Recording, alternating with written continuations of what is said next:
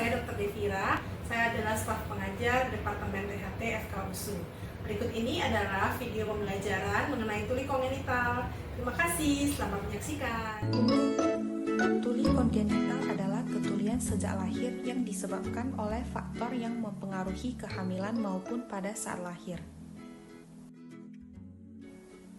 Di Indonesia, berdasarkan survei dari Departemen Kesehatan, prevalensi kejadian tuli kongenital sebesar 0,1% untuk setiap angka kelahiran hidup.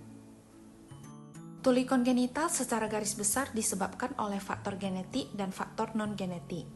Pada masa kehamilan trimester 1 merupakan periode penting karena infeksi bakteri maupun virus akan menyebabkan terjadinya ketulian.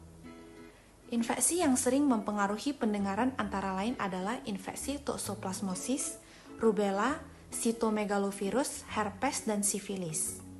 Beberapa jenis obat ototoksik dan teratogenik seperti salisilat, kina, gentamisin, dan streptomisin mempunyai potensi yang menyebabkan terjadinya gangguan proses pembentukan organ pendengaran.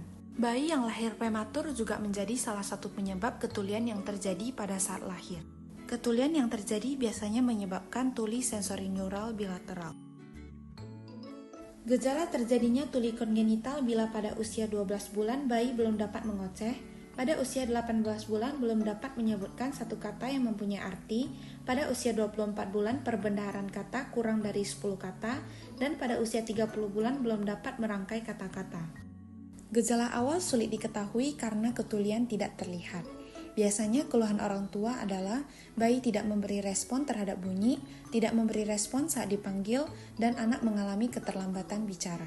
Dampak dari tuli kongenital dapat terjadi gangguan perkembangan kognitif, psikologi, dan sosial akibat gangguan proses bicara, gangguan perkembangan kemampuan berbahasa, gangguan komunikasi, dan gangguan proses belajar. Oleh karena itu, pentingnya dilakukan deteksi dini dan intervensi sedini mungkin. Joint Committee of Infant Hearing pada tahun 2007 merekomendasikan bahwa semua bayi yang baru lahir di-screening untuk gangguan pendengaran pada usia 1 bulan. Evaluasi diagnostik harus dilakukan sebelum bayi usia 3 bulan agar habilitasi pendengaran sudah dapat dimulai pada usia 6 bulan.